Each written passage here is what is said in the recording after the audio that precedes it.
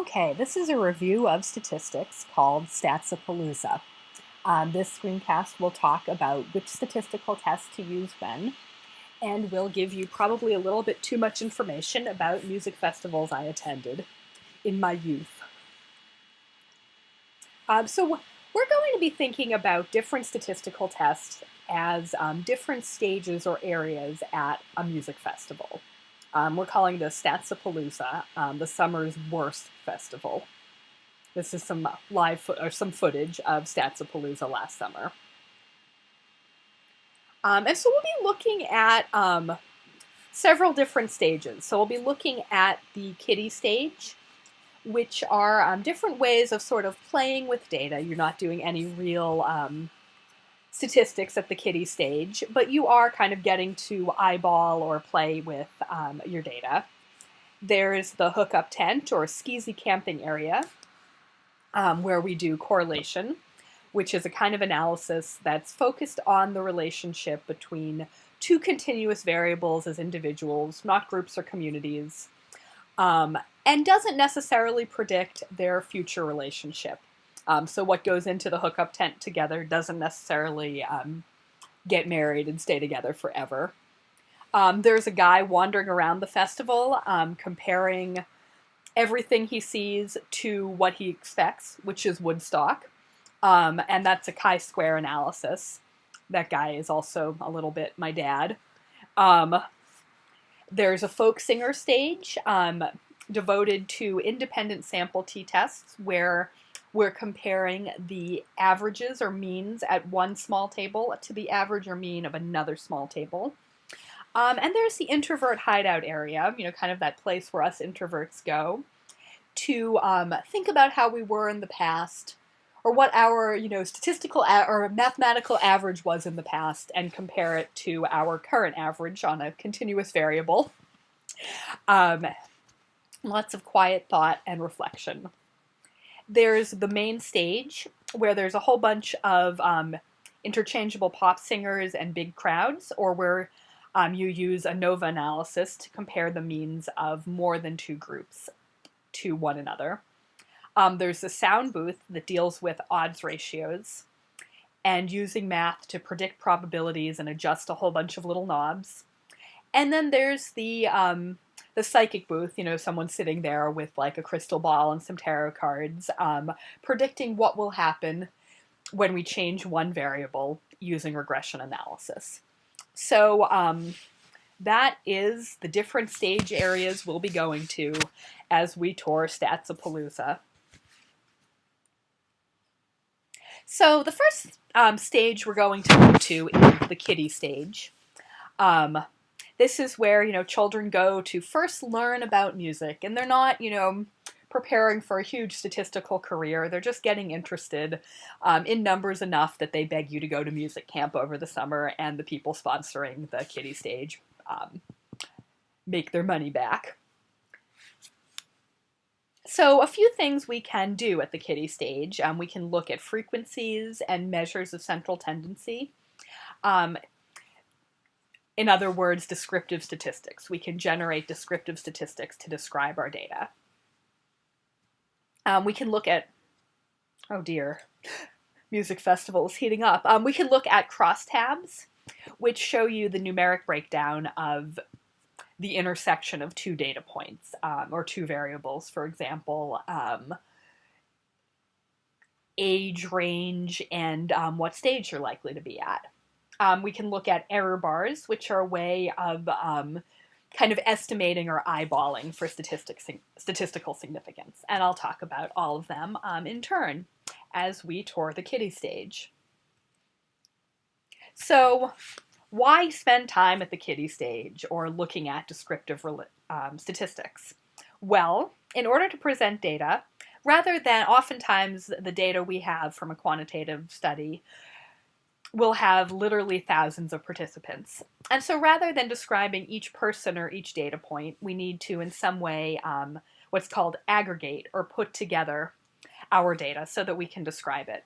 And we can begin to look at patterns. Descriptive statistics, or this first branch of the kiddie stage, will never tell us about relationships. It just describes individual variables. So it's a good way of presenting demographic information, for example. Descriptive statistics will describe the patterns in your data.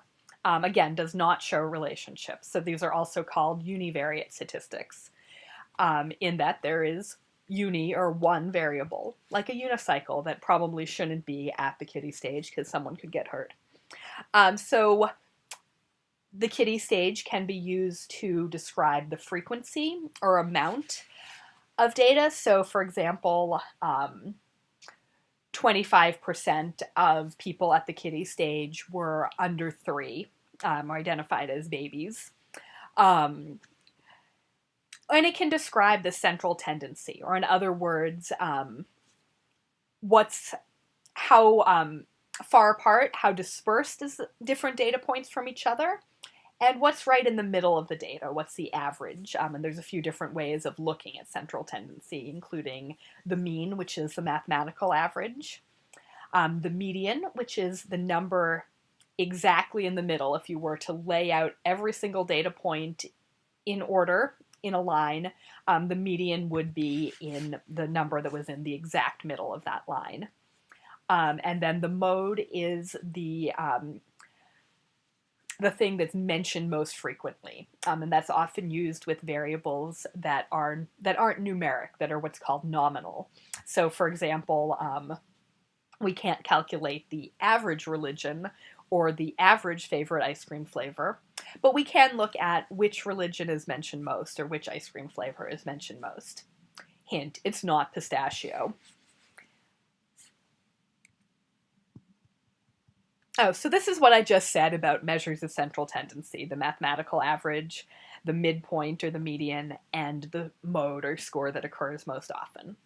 And an outlier is something out in left field that can really skew the mean.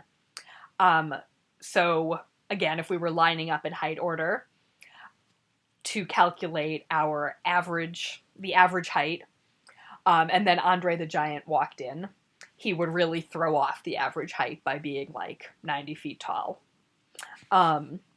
So in that case, when there's a lot of outliers, sometimes people will use the median or the mode as a better measure of central tendency.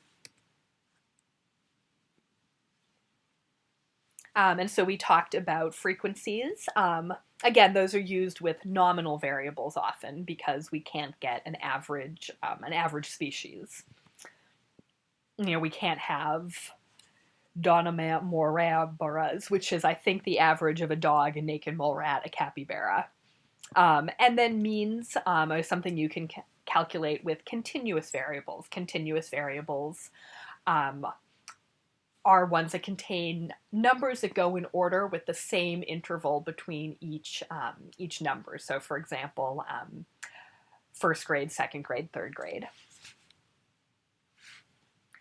There's different ways to measure how spread out or far apart from each other data is. So there's a range, which just says, here's the smallest point and here's the biggest point. That would be kind of a fun thing to do with kids and their heights at a kiddie stage. There's a variance, which is a statistical measure that gives us a score based on how far apart the data is from each other. That's something else you can do math around at a kiddie stage. And there's standard deviation, which is a more precise way. When you have a normal distribution of data, standard deviation is a more precise way of figuring out how much distance there is from the mean to different data points. And standard deviation gives you a way of showing where most data will fall, how far from the mean most data will fall.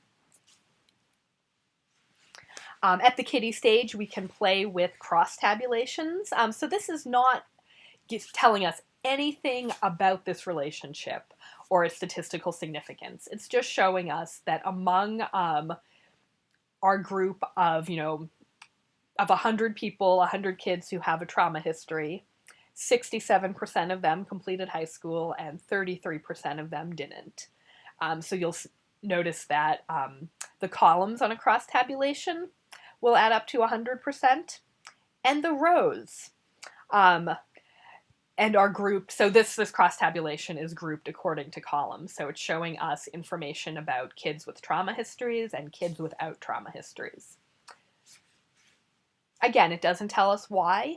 It doesn't tell us whether these differences that we're seeing are statistically significant, just that they exist. And that's a cross tabulation. This is an example of what are called error bars. And so error bars provide us with a range. They're calculated using math, and they're a way of eyeballing for statistical significance because they provide us with a range in which if your data falls within this range, it will likely be statistically significant. Kind of the longer the error bar, in general, that indicates the smaller the sample. Again, this is not super precise. It's just a way of eyeballing if the number we got is statistically significant due to falling within the range that our error bars give us. So the kiddie stage is a great place to answer some basic questions. Do we see any differences? The kiddie stage can't tell us whether these differences are statistically meaningful or even clinically meaningful, but they do let us just describe our data. So to switch gears entirely from the kiddie stage, entirely, and you should write a letter to the festival planners about this unfortunate placement of stages. We're now going to talk about correlation, which I am comparing to the hookup tent or camping area at a music festival. And so the hookup tent is appropriate for comparing the relationship between two continuous variables. And this is important because the variables need to be continuous. We're looking at, again, variables that are defined numerically and that have the same amount of space between each interval. Again, age, because there's the same amount of difference between being 42 and 43 as there is between being 43 and 44. Numerically, perhaps not socially, but that is beyond the scope of this presentation. So the hookup tent, or correlation analysis, is looking at it's relationship focused. There's no context. It's not community oriented. All you know is that these two variables are going into a tent together. And it's important to note that just because two variables or two people go into a hookup tent together for this one night when everyone's drunk at statsapalooza, they may or may not have a real, genuine, actual connection. So you can find statistics that show a mathematical correlation between the number of Nicolas Cage movies that come out in a year and the number of drownings in swimming pools. You can find a statistically significant correlation between the number of pirates and the average temperature. That doesn't mean that the thing we need to do to end global warming is bring back pirates, right? It just means that for this one night, they had a relationship in a hookup tent. And so again, correlation looks at the measure of association or the strength of the relationship between two continuous variables. And it tells us the strength of the relationship between these two continuous variables. So when you perform a correlation test, you get what's called an R value. And an R value is always a number between -1 and 1. And your R value tells you the strength of the relationship. So when your R value is close to 0, that means there's very little relationship between the two variables. The closer it gets to 1, the more highly correlated they are. So, for example, 0.9 is a strong correlation. 0.5 is a moderate correlation. And 0.2 is a low correlation that doesn't mean much. Correlations can also be positive or negative. So in a positive correlation, the two variables move together. So, for example, as there are more Nicolas Cage movies, there are more drownings. And that's a positive correlation. Um, Decreases in both variables are also a positive correlation. So as I run out of candy, my mood, the less candy I have, the worse my mood gets. That's also a positive correlation, though, because the two variables, amount of candy I have and my mood, are moving together. A negative correlation is one where the variables move in opposite directions. So the more pirates sailing the seas, the lower our average temperature. So as we have more pirates, our global temperature will decrease, and that's a negative correlation.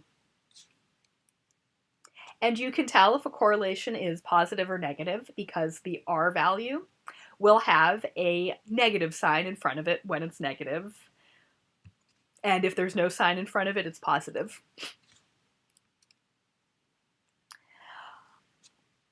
So questions you can answer with correlation. For example, is there a correlation between age and number of social work visits a person has had? Again, correlation will never tell us why, just what's happening. All right, the next statistical test I want to talk about, it's one that's very near and dear to my heart, is chi-square analysis. Chi-square analysis is near and dear to my heart because it reminds me of my dad, who is always comparing everything in the real world to Woodstock. So when I was in high school, I would go to see my friend's band play. I was super excited about it. I had this badass friend who was in a band.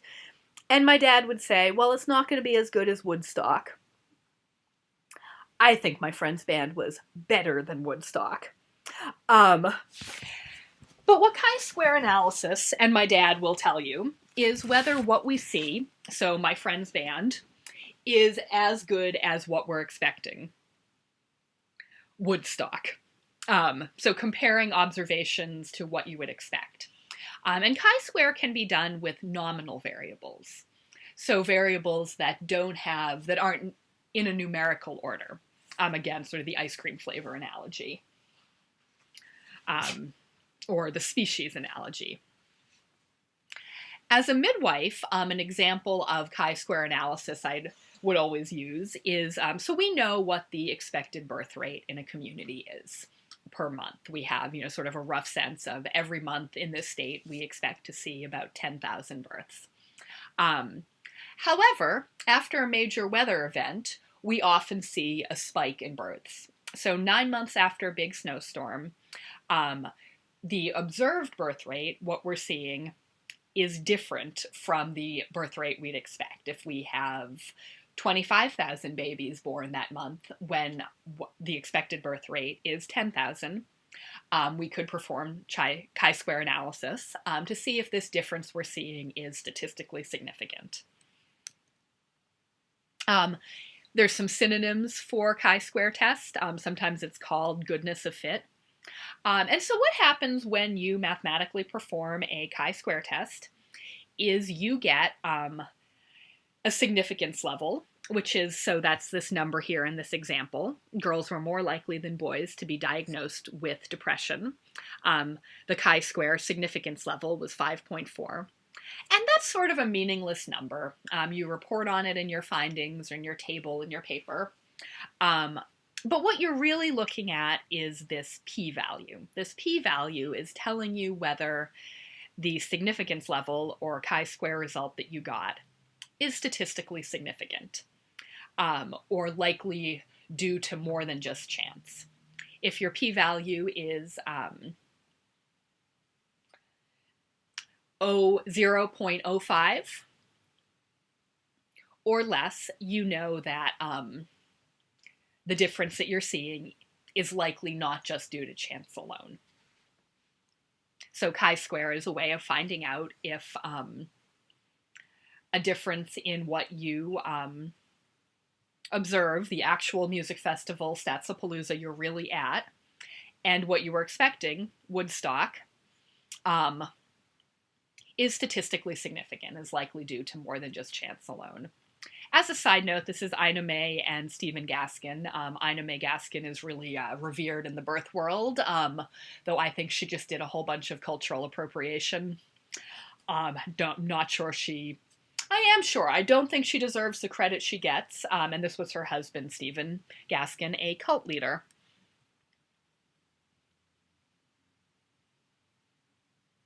So moving on, the next test I want to talk about is t-tests. And t-tests are performed in two areas. There's two main kind of t-tests that you might be using. The first is independent sample t-tests, which are like the coffee house folk stage at Statsapalooza. So you'll notice on this stage there's someone singing something very heartfelt, and people are gathered at tables in small groups. They could also be large groups. I'm just trying to illustrate a coffee house. But independent sample t-tests compare the means of this group here, the first table at your folk singer stage, to this other table here, another a second table at your folk stage at Statsapalooza. It's important to note that you need two things to do a t-test. You need a continuous variable, so again, a numerical variable with the same amount of space between each number, and two groups. You can only compare two groups using t-tests. And in an independent sample t-test, the two groups are unrelated to each other. They're separate tables. And note you're not comparing the individuals in the groups themselves. You're comparing the mean score on a continuous variable across the two groups. So the mean age in group 1 and the mean age in group 2. Another kind of t-test you can do is called a paired sample t-test. And a paired t-test, I kind of compare it to the introvert area at a music festival, or sort of the way that I, as an introvert, can make a really big crowd into an introvert area where I sit down and quietly contemplate the mean of how I used to be to the mean of how I am now.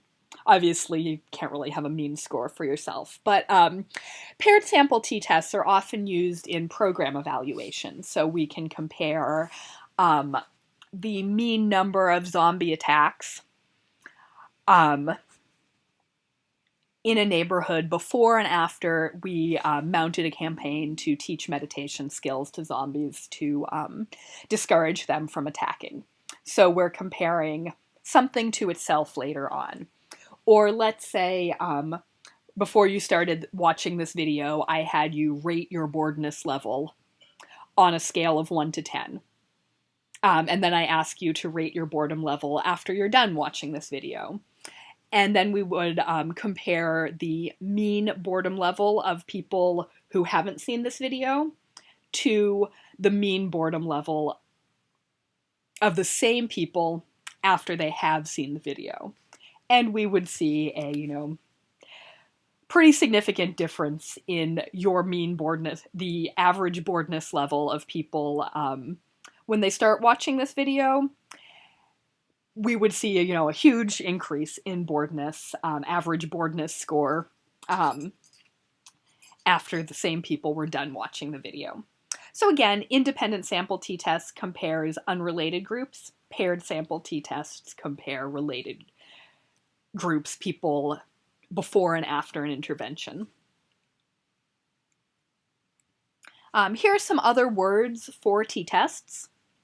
Again, comparing the means of two groups on a continuous variable. And a t-test will give you a t-statistic, which, like that chi-square value or significance level, is kind of a meaningless number. You can even think of it as a nonsense word, like, for example, blorch or glurk. So you get your t-statistic, which is a number like glurk.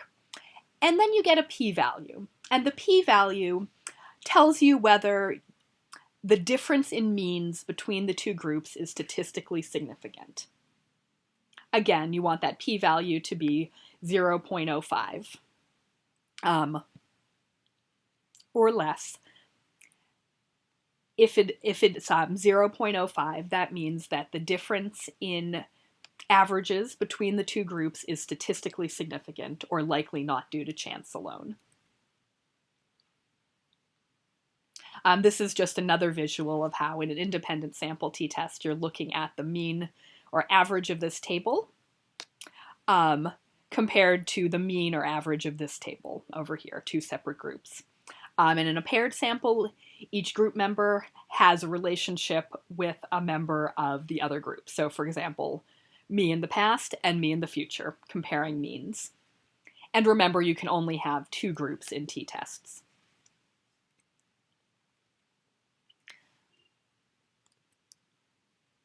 So here's an example research question that could be answered using independent sample t-tests. Is there a statistically significant difference in the mean number of social work visits among Latinx and non-Latino respondents on a particular survey?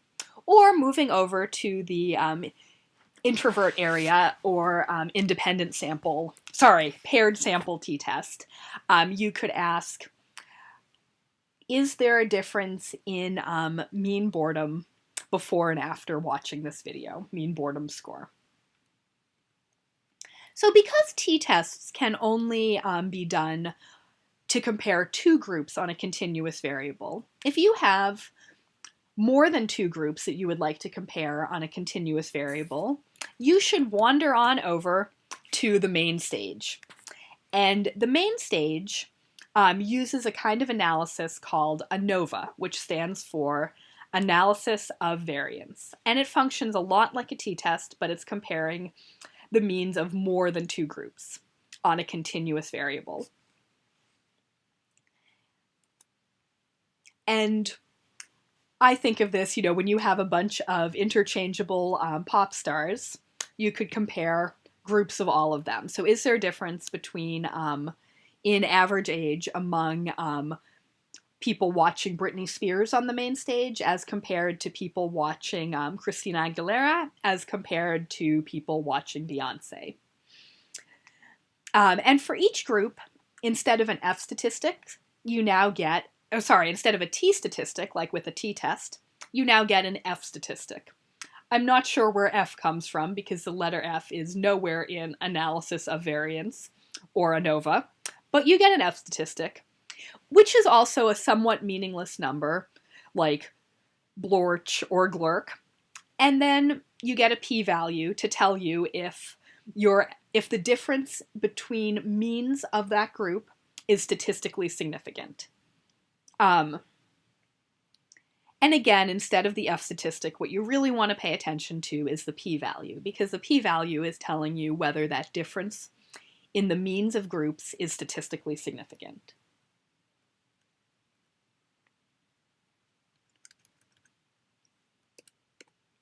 All right, the second to last stage I want to talk about it's not really a stage at all, it's the sound booth.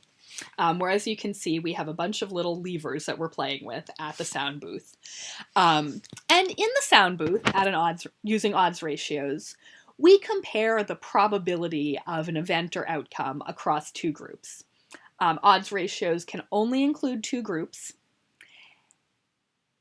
and you need to be comparing the two groups on a nominal binary variable. These are sometimes also called dichotomous variables. So you need to only have two options, like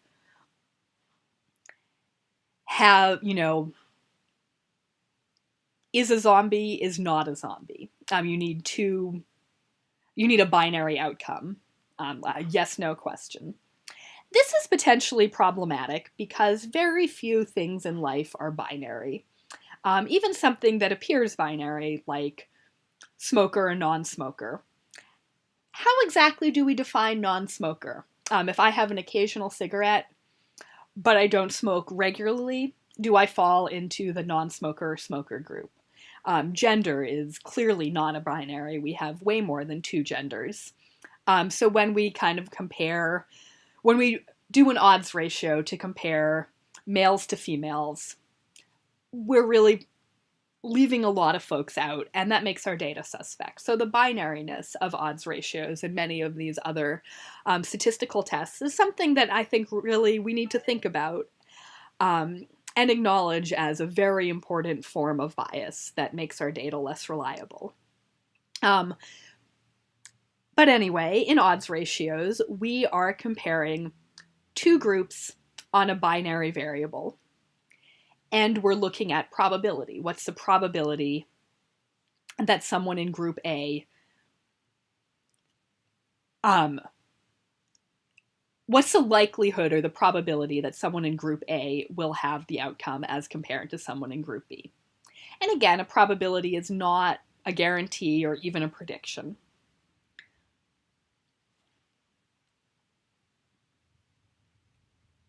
So odds ratios are interpreted like this.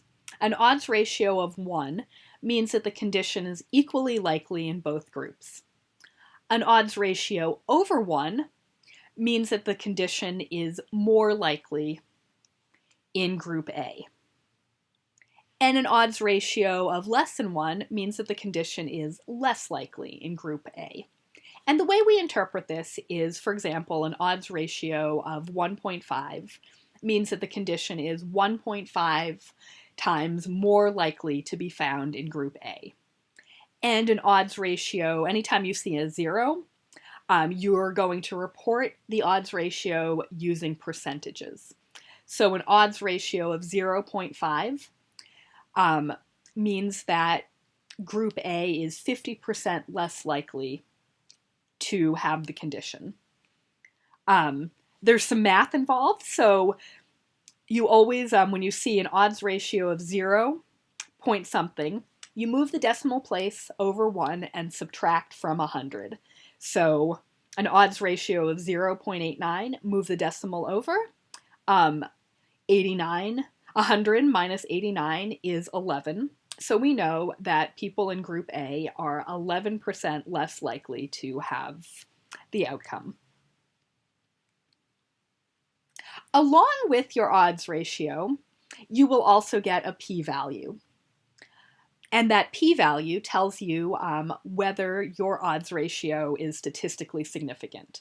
So let's say people in group A are 1.5 times more likely to have the condition. That difference may or may not, that difference in likelihood may or may not be statistically significant. And your p-value will tell you whether it's statistically significant.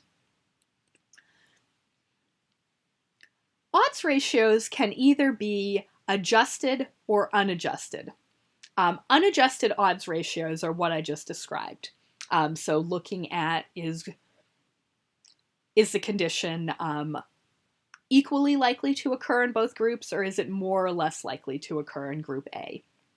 And it's decontextualized. And in general, unless an odds ratio is described as adjusted, it's an unadjusted odds ratio. Adjusted odds ratio is what this person is doing over here with the different levers on the soundboard. So she's moving the levers up and down, which means they're controlling for other factors, using complicated math that I am not going to describe because I don't understand it. So for example, you could adjust for age, gender, disability status. Again, the factors you're adjusting for need to be binary, which is a big limitation because so few things in life are binary. Gender as an example of something that is not binary. And you need to have a logic for adjusting the odds ratios by different factors.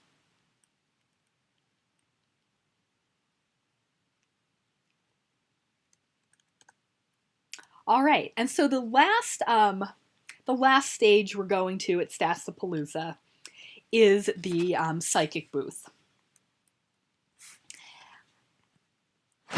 You know, when you go to, like, there's always someone sort of on the fringes of a music festival telling fortunes. And at Statsapalooza, fortunes are told using regression analysis. Regression is a way of predicting. Again, predictions are not guarantees. They're just predictions. So when a psychic at Statsapalooza tells you that you are going to meet the person of your dreams in 5 minutes, it may or may not happen. A quick story I love telling is once I was in New Orleans and some friends were getting their fortunes told, and I sat down at a table with a psychic to get my fortune told, and she said to me, "I see a soulmate next to you. I see your soulmate. I think you're going to see your soulmate very, very soon. He's kind of short and mysterious." And I was like, I'm not super into meeting my soulmate. And she's like, "No, but I just see this very handsome man hovering." And I was like, "Probably not a man." And she's like, oh, I apologize, a woman. I just see your soulmate though, and she's really pretty. She's kind of short and compact, and she has yellow eyes and kind of big ears." And at that point I started thinking, and I was like, "Oh, I think you're describing my dog. This soulmate sounds a lot like my dog." Especially the big ears part. My dog does have very cute floppy ears and yellow eyes, and she's kind of short and compact for a pit bull. And I was like, does my soulmate have like a really waggy tail? And that ended my psychic reading. She was a little bit offended. But I thought it was pretty true. I mean, my dog is definitely very much my soulmate. And it was true I was going to see her again shortly because, she stayed home with a friend watching her while I was in New Orleans, and I really missed her a lot. So it actually made me believe a little bit more in psychics than I tend to. Anyway, that psychic story relates to regression analysis because regression is about predicting. And what regression does is it looks at kind of a complex dependent variable or complex outcome that might have a lot of different factors or independent variables influencing it at once. And regression creates a model that looks at how each individual factor impacts the dependent variable or the outcome.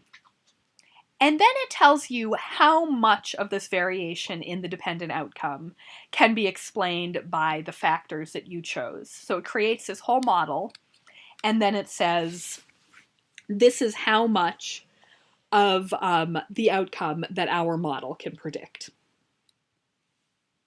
So we are going to be using the example of dog farts. My dog is Sam. My little soulmate pit bull is Sam. And let's say we wanted to look at different things that could predict the dependent variable or outcome of how many farts per hour she's having. This is a really relevant question many, many parts of my life. Let me just back up a second and say there's two main kinds of regression that I'm going to be talking about in Statsapalooza. So if you want to look at continuous variables, you'll use linear regression.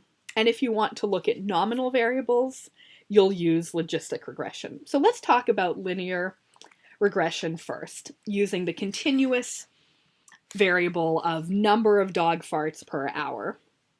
That's sort of an infinite amount is possible of times that my dog could fart in a given hour. So these are continuous, this is a continuous outcome, number of farts per hour, and we're going to look at some continuous independent variables, including number of pieces of kibble she eats, number of beans she eats, and number of meatballs she eats. And so we do linear regression using a bunch of complicated math, and we'll get numbers telling us that for every piece of kibble she eats, for example, her number of farts per hour go up by 0.5.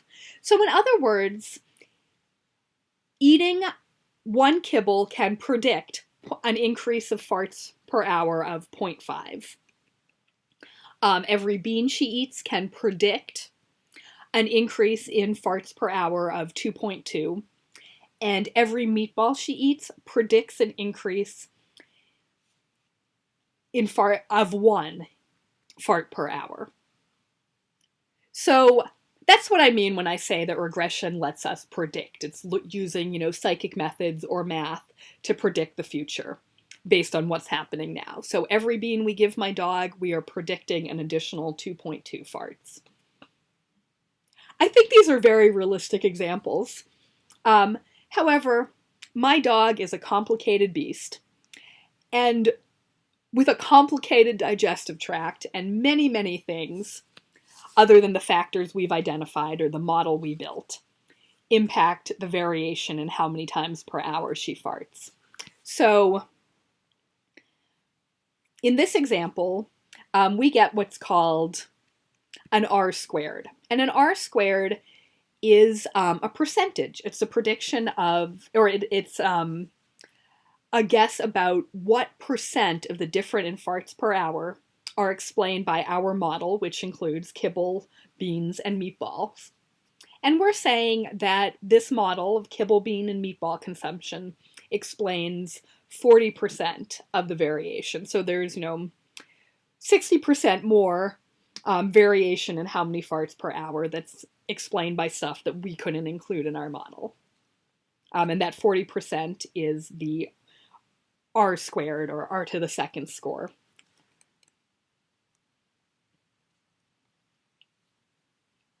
Right, so linear regression gives us the R square, which is a decimal that you convert to a percent, that explains how much of the variation in the dependent variable, the number of farts, is explained by the model or group of independent variables we chose. Then, for each independent variable, we get a coefficient. And the coefficient is that actual number of additional farts per hour. So that 2.2 additional farts that Sam has for each bean she eats is a coefficient. That 0.5 actual number is the coefficient for the increase in farts for each kibble she eats. And then you also get a p-value, which tells you whether the difference is statistically significant. And the coefficient for each independent variable, so the amount of increased farts per hour I can expect to see for each bean Sam eats, has been adjusted for the other independent variables I chose. So it's been adjusted for how many kibbles she eats and how many meatballs she eats. So this is that example as a slide. Dependent variable is a number of farts per hour. R squared right there should be changed to 0.4 because we were saying this explains 40% of the variation in how much my dog farts. And each independent variable has a coefficient. And there's a p-value for each coefficient, letting us know if they're statistically significant. And that is linear regression, which is used with continuous variables. Let's say we had nominal variables.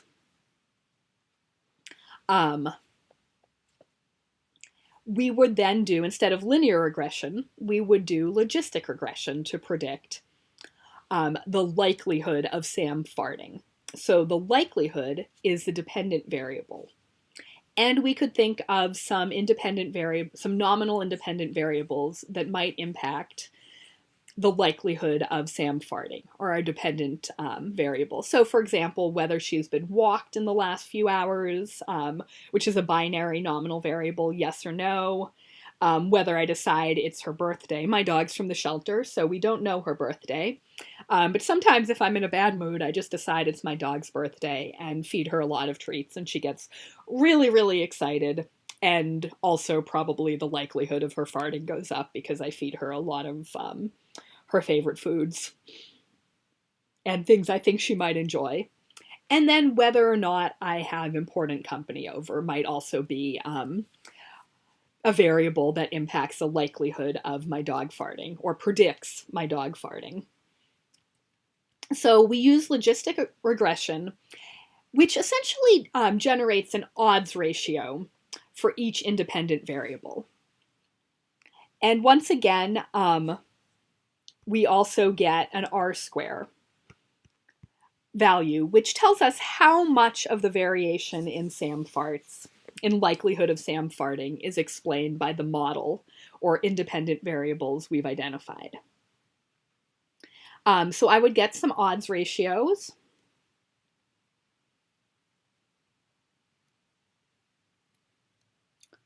I did not make a slide for this, partly because I am a grown-ass woman with the sense of humor of a 6-year-old boy. In fact, when he was 13, one of my honorary nephews actually warned a friend about how disgusting I am and how immature I am. I kind of wear that as a badge of pride. So I did not make a slide about the difference in Sam farts, or in the likelihood of my dog Sam farting based on different factors. But I would generate some odds ratios that, for example, if my dog's been walked in the last 2 hours, her odds of farting are 0.07, or she's 30% less likely to fart if she's been walked in the last hour. If I've decided it's her birthday, her odds of farting are 3.6, or she's 3.6 times more likely to fart after I've decided it's her birthday and fed her accordingly. And if I'm trying to impress some company, like I have a really hot date or something over, her odds of farting are 8.1. So she's 8.1 times more likely to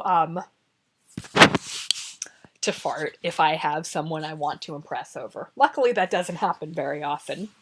And we get once we calculate the logistic regression and get these different odds ratios, we also get an R-squared score that tells us how much of the variation in likelihood of dog farting can be explained by the factors I've identified. There's probably some other things that also impact the likelihood of my dog farting that aren't included in this model. And then we also get a p-value that tells us whether these differences in Sam's likelihood of farting are statistically significant. Oh, I did make a slide for this. That's exciting. I take it all back about being a grown-ass woman. So this is an example of logistic regression output around the likelihood of my dog farting. So we see in this example, the R-squared is 0.8, or 80% of the variation in likelihood of my dog farting is explained by the factors we've chosen, like whether she's been walked, whether it's her birthday, and whether we have company. And all these things can be used to predict whether my dog is going to fart. Spoiler alert, she is. And so that has been a really fun Friday night at Statsapalooza. In deciding which area of Statsapalooza to go to answer a particular question, look at what kind of questions can this test answer? What kind of variables do you need? What are the advantages and disadvantages? And what questions can't be answered using this statistical test? I'd also look at what kinds of questions can't be answered using quantitative data as well. Just because something's statistically significant doesn't mean that your data was collected well, doesn't mean that people could be honest with you. It doesn't account for power dynamics. It doesn't tell you who's been excluded from data collection. It doesn't tell you what problematic assumptions the researchers have made. It doesn't tell you who funded the research. It doesn't tell you what social agenda is being pushed forward with this research. It doesn't tell you whether these numbers, these statistics and research is being used for social control. All you know is the statistical significance, and some basic numerical information about your data. It doesn't even tell you whether my dog is going to fart.